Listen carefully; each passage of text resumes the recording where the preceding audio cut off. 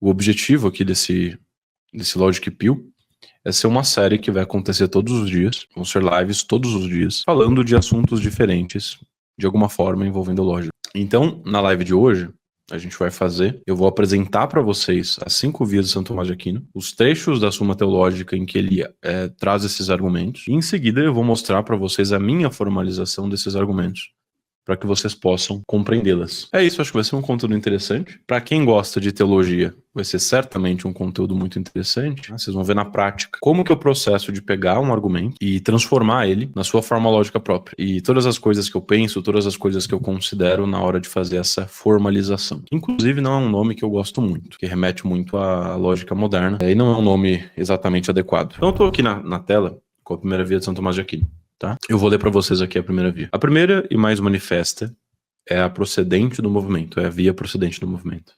Pois é certo e verificado pelos sentidos que alguns seres são movidos neste mundo. Ora, todo movido por outro o é. Porque nada é movido senão enquanto potencial, relativamente àquilo a que é movido, e um ser move enquanto em ato. Vamos lá. Vamos com calma aqui pra gente entendendo o que está escrito aqui. Primeira coisa, é certo e verificado pelos sentidos que alguns seres se movem nesse mundo. Alguns seres se movem, alguns seres se movimentam. Essa é a premissa de que parte a primeira via. Isso é importante porque, primeiro, essa é uma premissa que alguns filósofos, por mais incrível que pareça, discordam. Né? Os Eleatas, Parmênides, discordava dessa premissa. Então começa nisso. Segundo, o que, honestamente, me parece absurdo. Tá? Não estou dizendo que é razoável você discordar disso. Eu já falei sobre isso em alguma live, dessas últimas lives que nós tivemos aí, sobre lógica e alguma coisa. Talvez tenha sido a live com o Vitesco, não tenho certeza.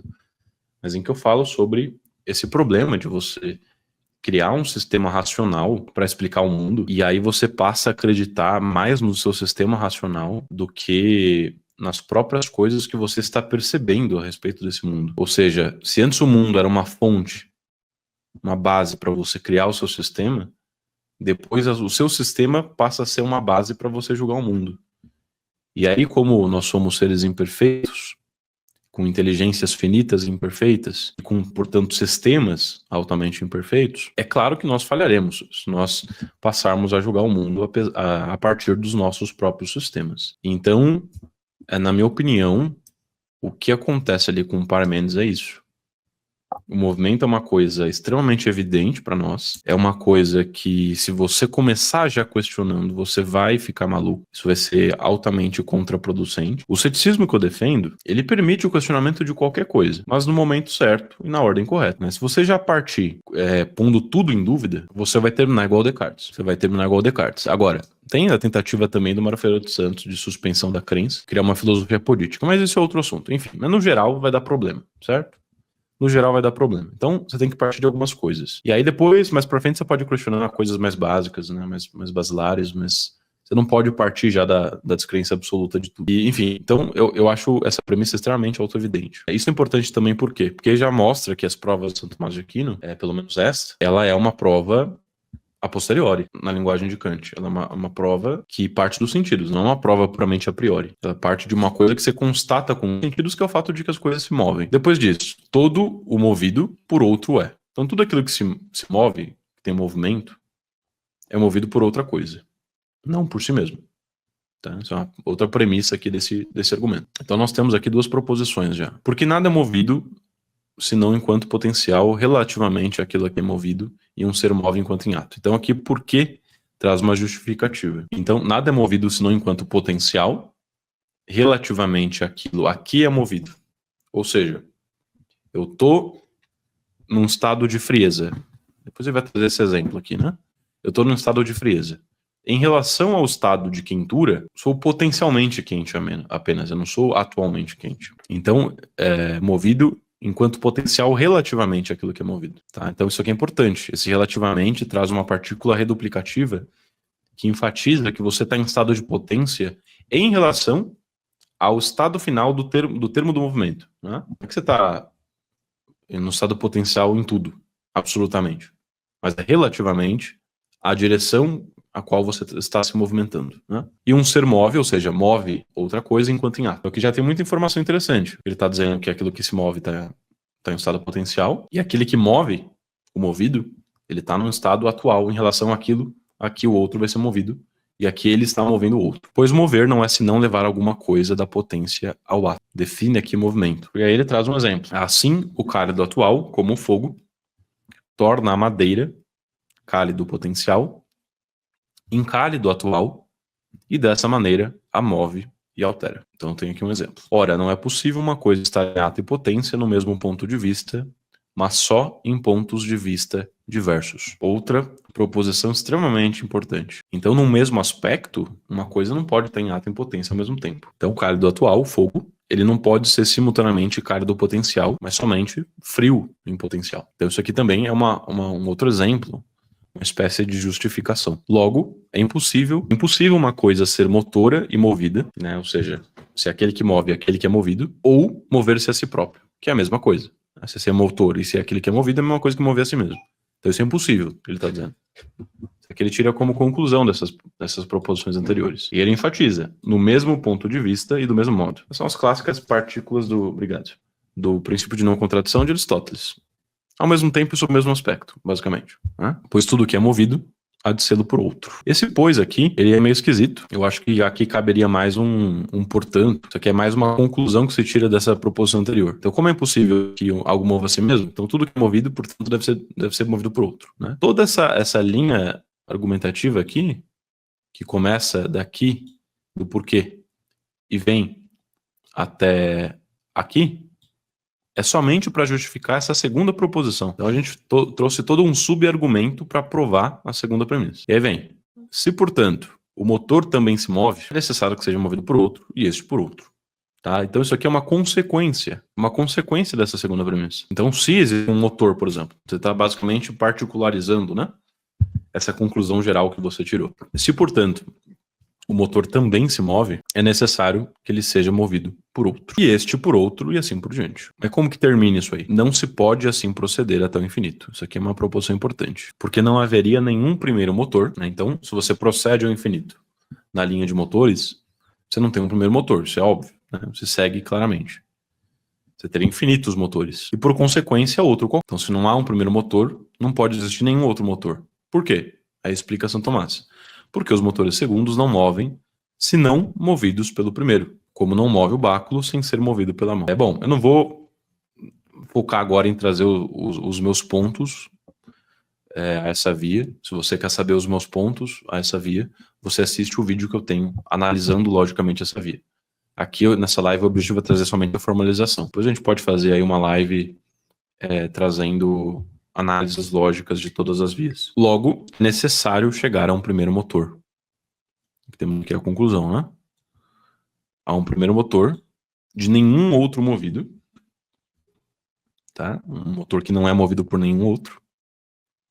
E aí ele complementa, ao qual todos dão o nome de Deus, né? Esse ponto aqui, como disse o Carlos Nogueira naquele debate que eu medi entre ele e o Hindenburg, ele é apenas um complemento, né? Você está dando um nome a um objeto, né? Você chegou à conclusão da existência de um certo objeto, de uma certa coisa. Você pode chamar essa coisa, a princípio, como você quiser. A linguagem ela é convencional, né? Só que as pessoas de Santo Tomás de Aquino costumam chamar esse primeiro motor imóvel de Deus. Então vamos chamar de Deus, isso aí, tá? Ah, mas eu discordo que esse motor imóvel seja Deus, porque eu acho que Deus é outra coisa. Tá bom, mas esse é um outro ponto, né? A gente provou que existe um primeiro motor imóvel. A gente pretendeu, pelo menos, provar isso, tá? Esse é o argumento. Essa é a primeira via de Santo Tomás de Aquino. Tá? Deixa eu ver o que vocês estão falando aqui. Vou mostrar agora a minha formalização, tá, pessoal? Isso aqui. Bem sintética. E clara, eu espero. Antes da gente passar a nossa formalização, devo mencionar a vocês a publicação da editora Contra-Errores do comentário à física de Aristóteles. A editora Contra-Errores, ela vem traduzindo excelentes obras de Aristóteles, Santo Tomás de Aquino.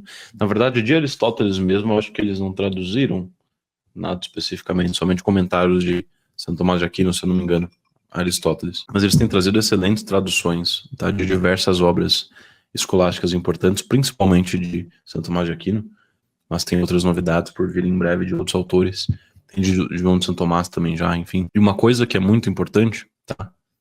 Que eu sempre defendo aqui, é que não basta você ler essas linhas de Santo Tomás de Aquino que a gente acabou de ler e querer fazer uma formalização usando o sentido mais literal possível das coisas que estão escritas ali. O princípio de caridade hermenêutica que eu tento aplicar sempre nas minhas análises sempre exige que você tente lidar com a melhor versão possível dos argumentos do seu oponente, da pessoa com a qual você está debatendo, enfim. Essa obra de Santo Tomás de Aquino, Comentário à Física de Aristóteles, dá a base teórica para a compreensão das vias de Santo Tomás de Aquino.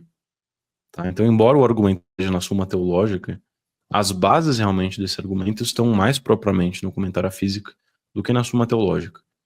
De modo que é muito importante que você leia esses comentários de Santo Tomás de Aquino para que você possa compreender efetivamente essa primeira via de Santo Tomás de Aquino, tá certo? E todas as outras vias também. Então, o link vai ficar aí na descrição para vocês, da Livraria Contra Errores. E se vocês usarem o cupom Victorelli, vocês vão ter desconto em toda a livraria para comprar qualquer livro, inclusive o Comentário à Física de Aristóteles, né, que no caso é o Comentário de Santo Tomás de Aquino, para vocês poderem ter uma compreensão mais profunda das vias de Santo Tomás de Aquino. A imensa maioria das pessoas que comentam, que falam sobre as 5 vias, os ateus de internet que vocês veem por aí, eles não têm uma compreensão real do que é esse argumento, do que são esses argumentos. E para que você possa ter essa compreensão, é fundamental que você leia principalmente essa obra de Santo Tomás de Aquino, que é o Comentário à Física de Aristóteles. Então o link está aí na descrição para vocês, eu vou jogar aqui no chat também nesse momento. Primeiro link da descrição, conseguem acessar a Livraria Contra Errores, ou clicando no link fixado aí do chat para quem está ao vivo. Vocês também conseguem acessar e comprar com desconto usando o meu cupom, tá certo? É fundamental que vocês leiam essas obras para conseguir ter uma compreensão profunda. Estou aqui com a minha formalização dessa primeira via. Veja como a gente consegue, por meio de uma boa formalização, sintetizar muito do argumento, né? Então estamos aqui com 9 proposições basicamente. Então eu optei por não colocar, mas poderíamos colocar, tá? Mas vamos lá. Síntese. Alguns seres são móveis, ou seja, esse movimento. Todo móvel é movido por outro. Logo, alguns seres são movidos por outros. Vejam que importante. Nessa formalização, eu optei por não colocar a sustentação dessa segunda proposição que está presente aqui no texto. Mas nós poderíamos colocar. Então, vou colocar aqui um subargumento para sustentar essa segunda premissa. Ser motor é levar uma coisa da potência ao ato. Todo motor está em ato. Eu acrescento aqui partícula reduplicativa com relação à potência a que quer mover. Todo móvel está em potência com relação àquilo a que será movido. Nenhuma coisa pode estar em ato e potência ao mesmo tempo e sob o mesmo aspecto. Logo, nenhuma coisa pode ser motor e móvel ao mesmo tempo e sob o mesmo aspecto. E, portanto, todo móvel é movido por outro. Isso é uma consequência dessa conclusão que a gente chegou. É mais ou menos dessa forma que Santo Tomás de Aquino sustenta essa segunda proposição nesse texto da Suma Teológica. E aí vem lá a quarta proposição. Ou há infinitos motores, ou não. Se há infinitos motores, então não haveria primeiro motor. Se não houvesse primeiro motor, então não haveria outro qualquer. Nós vimos que é dito expressamente isso aqui. Se não houvesse outro qualquer, não haveriam seres móveis. Se não há infinitos motores, há um primeiro motor não movido. Então, ou seja, tem duas opções. Temos aqui um dilema. Ou há infinitos motores ou não. A primeira hipótese de haver infinitos motores implicaria que não haveriam seres móveis. A segunda hipótese de não haver infinitos motores implicaria que há um primeiro motor que não é movido, né? Isso é óbvio, né? Porque se não há infinitos motores, tem que existir um primeiro. E se só, né, pode se mover algo que é movido por outro, então necessariamente esse primeiro motor não pode ser movido. Então nós tiramos implicações de cada uma das alternativas nesse dilema. E a gente conclui, né, num dilema construtivo complexo, que nós estudamos na Academia de Lógica a fundo. O link está na descrição. Ou não há seres móveis, ou há um primeiro motor não movido. E aí viemos agora com um silogismo disjuntivo. Ora, há seres móveis, como nós vimos lá em cima. Primeira premissa. Ou seja, negação dessa primeira alternativa. Portanto, esta é só a segunda. Há um primeiro motor não movido, né? Negamos a primeira alternativa e concluímos pela afirmação da segunda. Essa aqui é a minha formalização da primeira via de Santo Tomás de Aquino. Vamos lá, vamos para a segunda via, pessoal. A segunda via procede da natureza da causa eficiente, pois descobrimos que há certa ordem das causas eficientes nos seres sensíveis. Não concebemos, nem é possível, que uma coisa seja causa eficiente de si própria, pois seria anterior a si mesma. Descobrimos, ele fala que nós descobrimos que há uma certa ordem das causas eficientes. E ele explica: não concebemos, nem é possível que uma coisa seja causa eficiente de si própria, pois seria anterior a si mesmo. Ou seja, o que nós temos aqui, o que está sendo assumido aqui, é que a diferença entre causa e efeito assume uma relação de anterioridade e posteridade. Então, a causa é anterior ao efeito. Isso é uma premissa de que parte esse argumento, que é uma premissa bastante autoevidente. No caso de algo causar-se a si mesmo, como ela seria causa e efeito, ela seria anterior a si mesma, porque a causa é anterior ao efeito. Ela é causa de si mesma, ela é anterior a ela mesma. O que é impossível, né? O que não pode ser, ele diz aqui. Tá? Então, nem é possível uma coisa seja causa eficiente de si própria. Mas é impossível nas causas eficientes proceder-se até o infinito. Aí ele justifica: pois, em todas as causas eficientes ordenadas, a primeira é causa da média e esta da última, sejam as médias muitas ou uma só. Como removida a causa, removido fica o efeito, se nas causas eficientes não houver primeira, não haverá média nem última. Pegou o disque tabaco aqui, pessoal. Procedendo-se ao infinito, não haverá primeira causa eficiente, nem efeito último. Isso aqui, a estrutura, a prova disso aqui parece bastante implícita, mas tende a ser mais ou menos a mesma sustentação da via anterior, né? Ou seja, a impossibilidade de proceder ao infinito, de regredir ao infinito, se dá no fato de que os intermediários são impossíveis sem o primeiro. E, obviamente, se você proceder ao infinito, não há primeira causa eficiente, isso é auto-evidente. Logo, é necessário admitir uma causa eficiente primeira, a qual todos dão o nome de Deus, tá? E agora vamos à nossa formalização. Esse tipo de formalização aqui é um exercício bem interessante para quem está estudando lógica. Enfim, é bem interessante esse tipo de exercício para quem está estudando lógica. Se você for observar, todos os argumentos aqui eles seguem certas formas lógicas canônicas. Então são silogismos simples, ou complexos, ou compostos. Esses serão ou silogismos disjuntivos, ou silogismos condicionais, ou conjuntivos, e sendo compostos, ou dilemas, e sendo compostos serão epicoremas, ou sorites, ou polissilogismos, etc. Então tudo aqui é feito de forma muito consciente, é muito bom para quem estuda esses tipos de argumentos, o exercício de pegar textos assim e transformar nessas formas lógicas próprias. Vamos lá. Toda coisa é causada eficientemente por outra. Ou há infinitas causas eficientes ou não. Se há infinitas causas eficientes, então não é a primeira causa. Se não houvesse primeira causa, então não haveria causa média. Se não houvesse causa média, então não haveria causa última. Se não houvesse causa última, nada haveria, né? Nosso universo está num certo estado de desenvolvimento, né? Então, tem uma mesa de madeira aqui, tem um cigarro aqui, tem um cinzeiro aqui, tem uma foto minha com minha esposa aqui, tem uns post-its ali, e tem uma série de coisas no universo atualmente. Se você não tivesse uma causa primeira, segundo esse argumento, não haveria causa média e nem a causa última que produziu todas essas coisas. A causa última dos post-its estarem aqui, a causa última do cigarro estar aqui, a causa última da foto com minha esposa estar aqui. E se não houvesse a causa última que produziu essas coisas, não haveria essas coisas, propriamente. Essa seria a consequência de haver infinitas causas eficientes, segundo São Tomás de Aquino. E a consequência de não haver infinitas causas eficientes é haver uma primeira causa. Por consequência, nesse dilema construtivo complexo, mais uma vez, ou não há algo, ou há a primeira causa. E vemos aqui, com a sexta premissa, há algo, né? Parecido com aquela premissa a primeira premissa da filosofia concreta do Mário Ferreira dos Santos, né? Ele parte do há algo, para provar uma série de coisas, inclusive que Deus existe. Há algo, ou seja, negamos aqui a alternativa de não existir algo. há algo necessariamente.